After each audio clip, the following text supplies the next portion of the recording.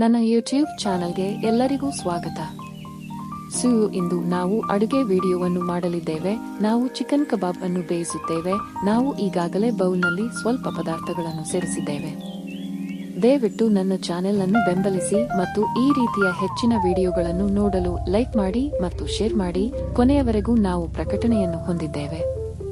ಈಗ ಕಬಾಬ್ ಮಸಾಲಾ ಪದಾರ್ಥಗಳನ್ನು ಪ್ರಾರಂಭಿಸೋಣ. ನಾವು ಕಾರ್ನ್ಫ್ಲೋರ್, ಮೈದಾ, ಮೊಸರು, ಮೊಟ್ಟೆಗಳನ್ನು ಸೇರಿಸಿದ್ದೇವೆ. ಈಗ ನಾವು ನಿಂಬೆ ರಸವನ್ನು ಮ್ಯಾರಿನೇಷನ್ಗೆ ಸೇರಿಸುತ್ತೇವೆ. ಆದ್ದರಿಂದ ನಾವು 2 ರಿಂದ 3 ನಿಂಬೆ ಹಣ್ಣುಗಳನ್ನು ಸೇರಿಸಿದ್ದೇವೆ.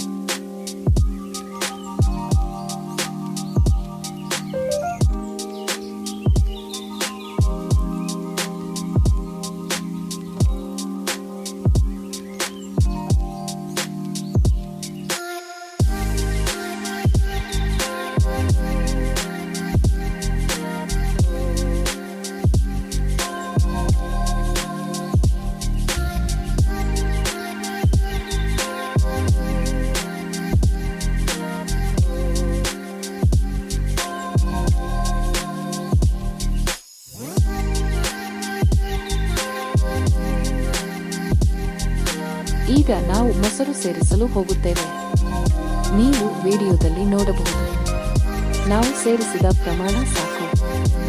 ನೀವು ಹೆಚ್ಚು ಬಯಸಿದರೆ ನೀವು ಸೇರಿಸಬಹುದು. ನಾವು ಮೆಣಸಿನ ಪುಡಿಯನ್ನು ಸೇರಿಸಿದ್ದೇವೆ.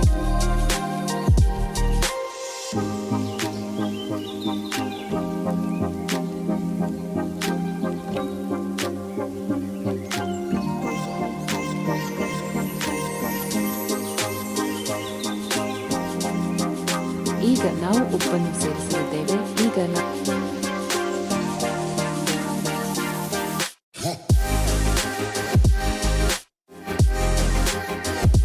ಶುಂಠಿ ಬೆಳ್ಳುಳ್ಳಿ ಪೇಸ್ಟ್ ಅನ್ನು ಸೇರಿಸಲಿದ್ದೇವೆ.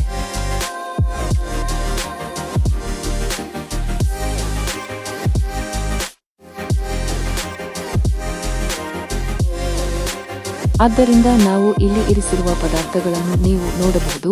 ನೀವು ಪರೀಕ್ಷೆಯ ಮೊದಲು ತಿನ್ನಲು ಚೆನ್ನಾಗಿ ರಸಭರಿತವಾಗಿ ಬರಬಹುದು. ಈಗ ನಾವು ಕೊತ್ತಂಬರಿ ಸೊಪ್ಪನ್ನು ಸೇರಿಸುತ್ತಿದ್ದೇವೆ.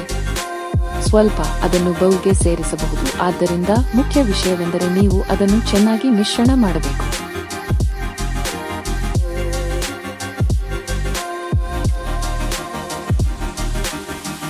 ನಾವು ಕಸ್ತೂರಿ ಮಾತಿಯನ್ನು ಸೇರಿಸಿದ್ದೇವೆ.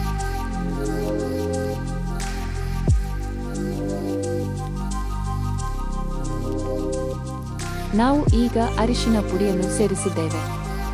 ನಾವು 6 ಕೆಜಿ ಚಿಕನ್ ಅನ್ನು ಉತ್ತಮವಾಗಿ ಸೇರಿಸಲಿದ್ದೇವೆ. ಆದ್ದರಿಂದ ನೀವು ಮ್ಯಾರಿನೇಷನ್ ತುಂಬಾ ಮುಖ್ಯ ಎಂದು ನಾನು ಹೇಳಿದಂತೆ ಅದನ್ನು ಚೆನ್ನಾಗಿ ಮಿಶ್ರಣ ಮಾಡಿ. ಇದರಿಂದ ನಿಮಗೆ ಉತ್ತಮ ಬ್ಯಾಟರ್ ಸಿಗುತ್ತದೆ.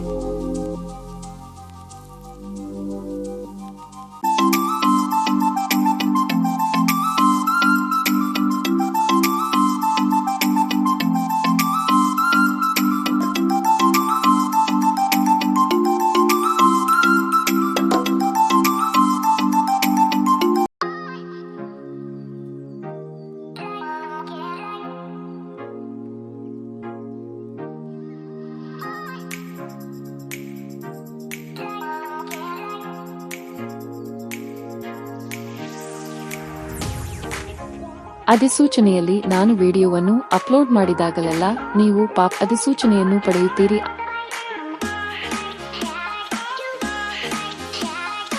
ಈಗ ನಾವು ಚಿಕನ್ ಅನ್ನು ತಂತಿಗೆ ಹಾಕುತ್ತೇವೆ. ನೀರಿನ ಹೆಚ್ಚುವರಿ ಮಾಯಿಶ್ಚರೈಸರ್ ಇಲ್ಲ ಎಂದು ಖಚಿತಪಡಿಸಿಕೊಳ್ಳಿ. ಚಿಕನ್ ಅಥವಾ ಮೊಸರಿನಲ್ಲಿ ಚಿಕನ್ ತೊಟ್ಟಿಕ್ಕುತ್ತದೆ ಮತ್ತು ಕಬಾಬ್ಗಳು ತುಂಬಾ ಒಳ್ಳೆಯದಲ್ಲ.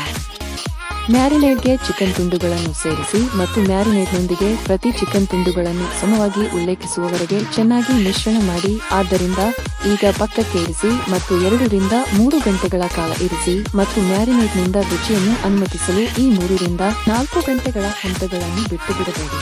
ನಿಮಗೆ ಸಾಕಷ್ಟು ಸಮಯವಿಲ್ಲದಿದ್ದರೆ ಅದನ್ನು ಅರ್ಧ ಗಂಟೆಯವರೆಗೆ ಫ್ರೀಜ್ ಮಾಡಿ. 1 ಗಂಟೆಗಿಂತ ಹೆಚ್ಚು ಕಾಲ ಫ್ರೀಜ್ ಮಾಡಬೇಡಿ. ಆದ್ದರಿಂದ ಅವು ಚಿಕನ್ ಪರೀಕ್ಷೆಯಲ್ಲಿ ಭಿನ್ನವಾಗಿರುತ್ತವೆ. ಡೀಪ್ ಫ್ರೈ ಮಾಡಲು ಹೋಗುತ್ತೇವೆ. ಎಣ್ಣೆಗೆ ಚಿಕನ್ ಸೇರಿಸುವ ಮೊದಲು ಎಣ್ಣೆ ಬಿಸಿಯಾಗಲು ಬಿಡಿ. ಚಿಕನ್ ಕಬಾಬ್ ಸುಟ್ಟು ಹೋಗುತ್ತದೆ. ಆದ್ದರಿಂದ ಎಣ್ಣೆಯನ್ನು ತಯಾರಿಸಿದ ಕೇವಲ 5 ನಿಮಿಷಗಳು ಮತ್ತು ಚಿಕನ್ ಅನ್ನು ಸೇರಿಸಿ. ಈ ದೊಡ್ಡ ವಿಡಿಯೋ ಶೀಘ್ರದಲ್ಲೇ ಬರಲಿದೆ. ಕೊನೆಯವರೆಗೂ ವೀಕ್ಷಿಸಿದ್ದಕ್ಕಾಗಿ ಧನ್ಯವಾದಗಳು.